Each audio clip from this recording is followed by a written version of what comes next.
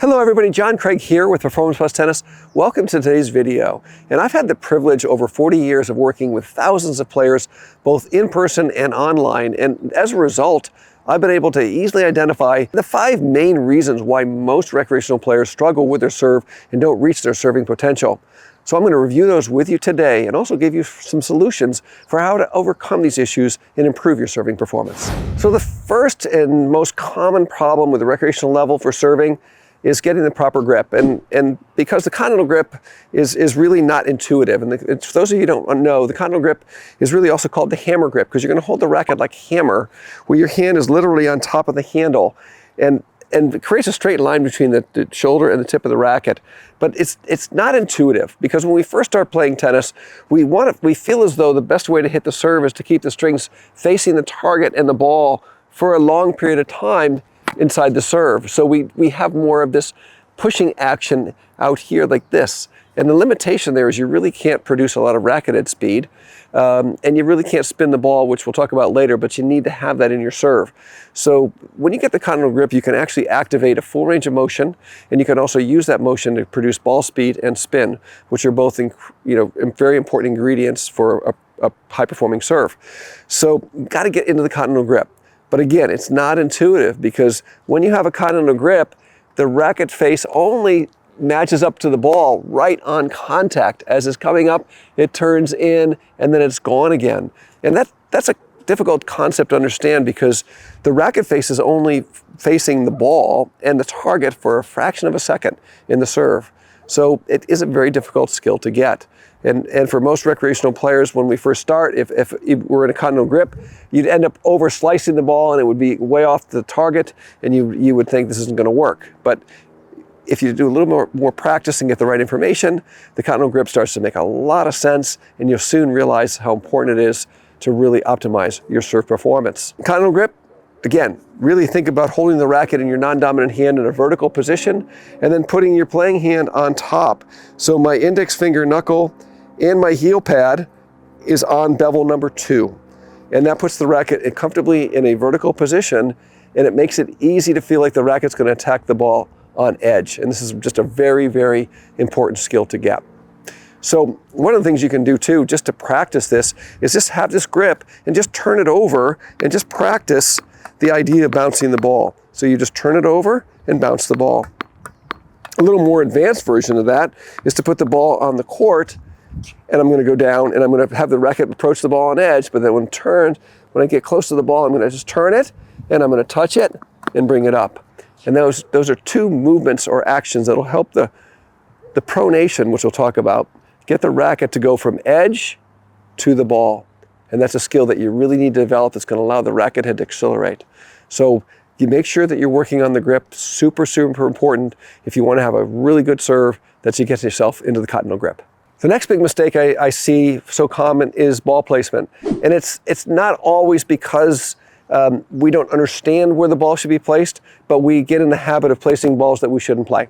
So where should the ball be placed? Well, from a back view here, ideally we want to get that, for most serves, slices and flat slices, we want to get that contact so it's slightly inside the shoulder. And you can see that the racket is on an angle. It's not directly above this way. This is a weak position, and this is a much stronger position. So I've got a comfortable extension. I've got a contact point that's inside the shoulder here, and that would be ideal for most serves that you're going to be hitting. Now from a side view, that's going to be slightly in front of me, slightly in front on an angle here. I'm slightly angled in, and the racket's just past vertical, just maybe slightly there. But see how I'm in this position here? It's comfortable. This is where you really need to be. Now, there are other coaches out there that say toss the ball over here at 1 o'clock and hit it over there and do all that stuff. And you may do that to learn how to hit a slice, but that's not where you want to be placing the ball to get your best serving performance. So make sure you're trying to get that ball closer to a position on the face of a clock where it's either 12 or slightly 12:30. Don't go outside your shoulder, stay inside your shoulder, and you're going to get a much better serving performance. So that's the placement. Now the other part of it is you've got to be disciplined about not playing tosses that aren't in the right area.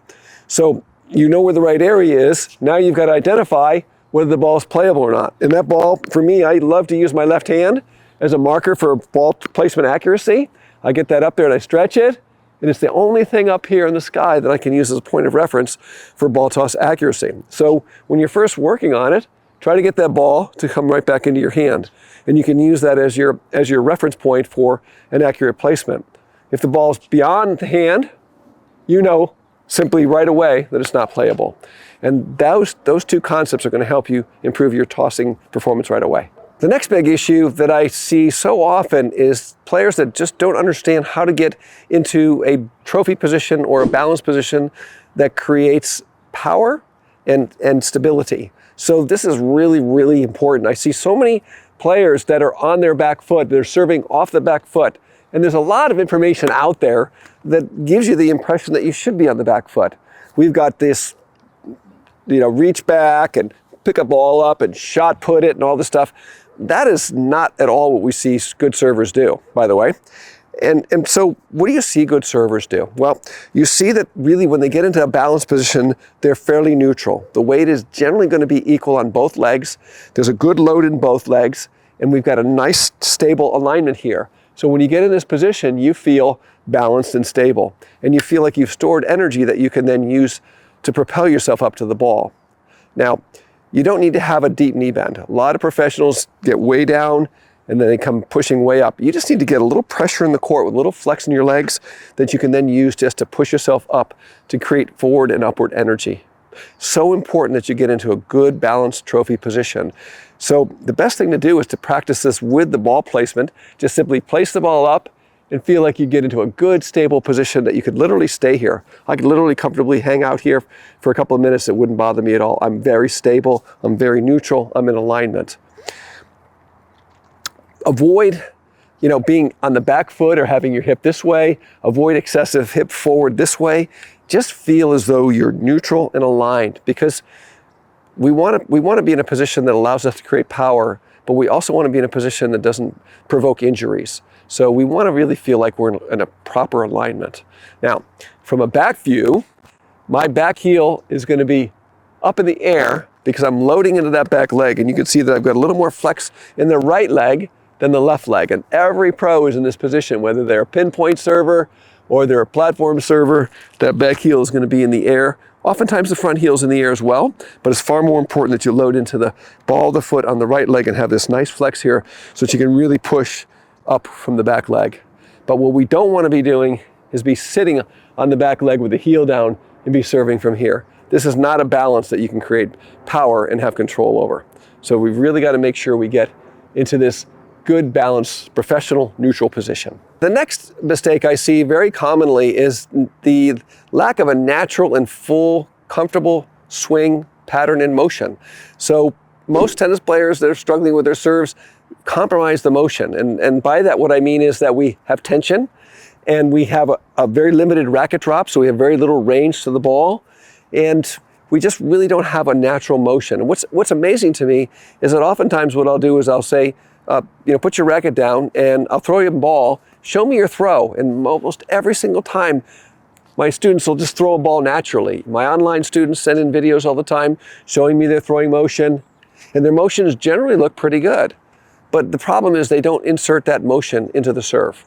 So when they start to serve, it changes. But if I'm throwing the ball and I've got a nice natural throwing motion, and then I just take my racket and just pretend for a moment that it's like the ball, but I don't release it, and I just relax, I start to discover the motion I'm really looking for to produce a good serve.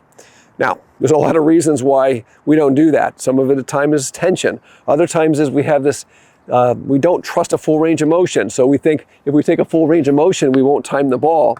So we compromise the motion to make contact. There's a number of different reasons why we do that. So it's really important that you practice the motion and learn how to place the ball into the motion rather than changing the motion to hit a ball, okay?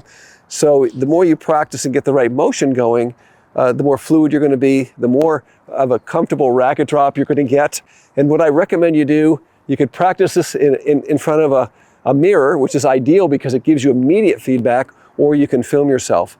But try to really just rehearse the idea of getting a nice, comfortable, full range of motion, and then allow that motion to show up when you're serving, and resist the temptation to modify the motion to hit the toss, rather place the toss so you can keep the motion.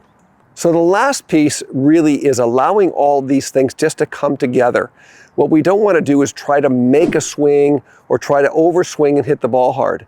If you can place the ball accurately, get into a great balance position, are comfortable and relaxed and can make a full range of motion and get up to the nice comfortable contact, the rest of it's going to take care of itself. But what often happens at the recreational level is we try to force that swing, we introduce some tension, we limit the range of motion to try to hit it harder, and then we end up actually compromising the serving performance. So the best way to practice all this is just keep rehearsing.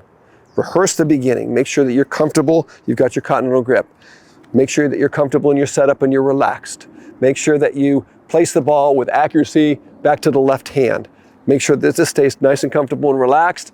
Let the ball fall in your hand and then allow a complete swing with comfortable extension up through the contact point.